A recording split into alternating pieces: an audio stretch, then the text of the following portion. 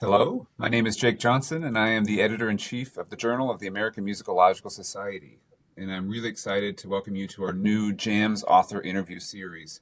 This is a series that's designed to bring cutting-edge work of music scholars to a wider audience and to increase some accessibility to, and maybe even some curiosity toward the work that musicologists are doing today. And today I'm joined by Ruthie Abeliovich, Assistant Professor of Theater and Performance Studies at Tel Aviv University, as well as Daniela Smolov Levy, who is a research fellow at UCLA's Lowell Milken Center for Music of American Jewish Experience.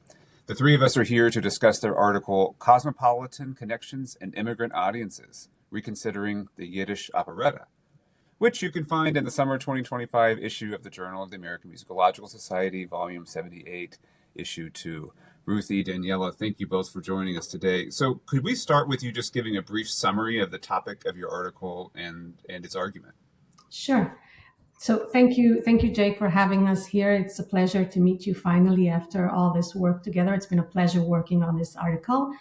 So our article looks at a 1901 Yiddish operetta titled Ben Hador, which was an enormous success.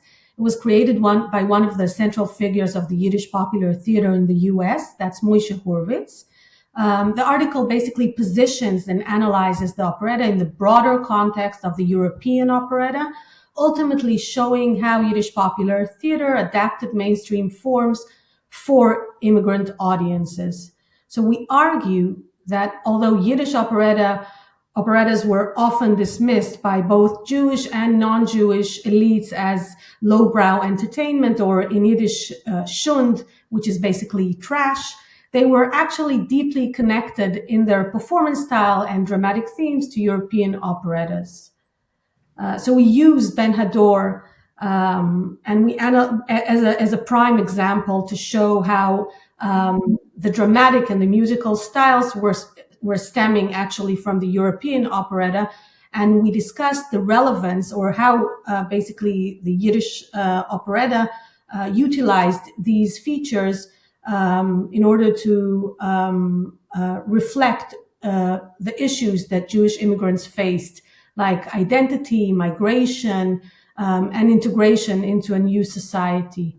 And we show that although this operetta looks very fantastical and maybe exotic in a way, it was actually presenting the life struggles of Jewish immigrants at the time. Thank you, Ruthie. It's a wonderfully rich and evergreen set of topics in this article. I just can't recommend it enough. There's so many great things to kind of seize upon. So Danielle, I'm wondering if you could maybe reflect a little bit on what most fascinated you and Ruthie about the article's topic and this area of research. Sure, and thanks again for having us here.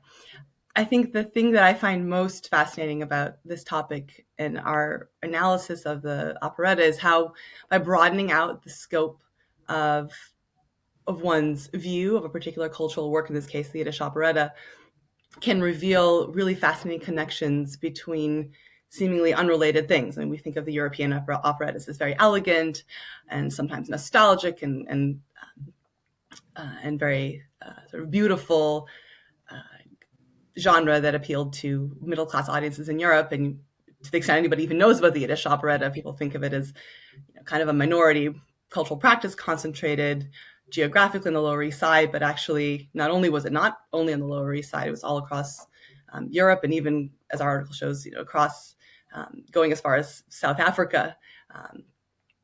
The operetta really shows these deep connections between quite dissimilar subjects.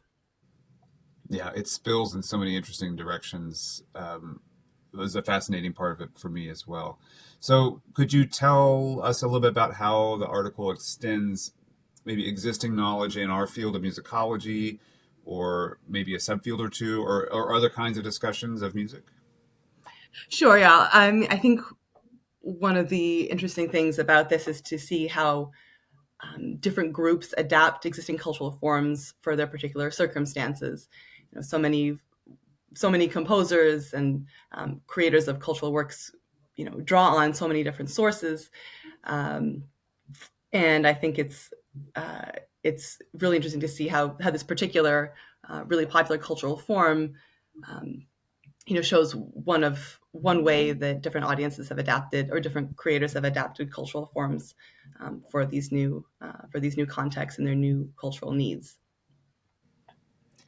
And Ruthie, what would you like a student or maybe somebody new to musicology altogether to take away from this really wonderful article you and Daniela have put together?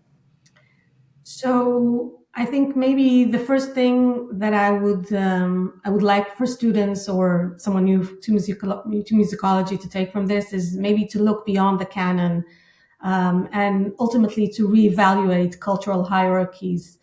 Popular music and theater are important socio-cultural arenas for musicological and performative research, even when they're disparaged as lowbrow or cheap.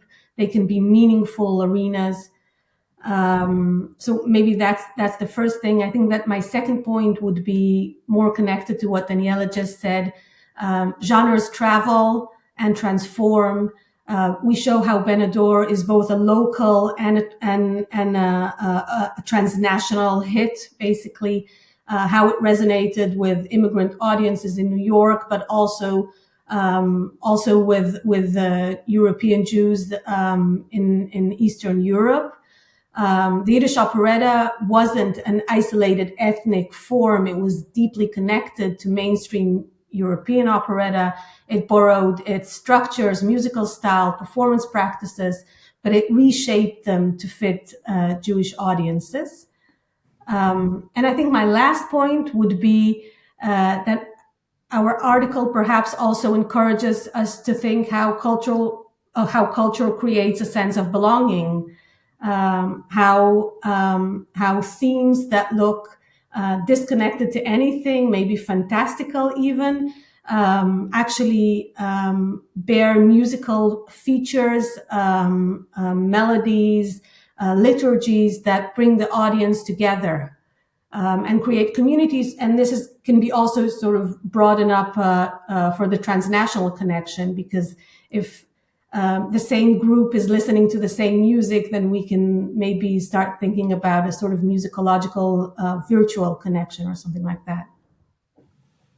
Yes, amazing. Well, thank you both, Ruthie and Daniela, for your amazing work on this article and for joining us today.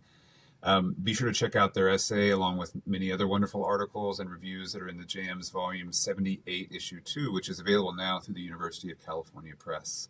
Happy reading, everybody.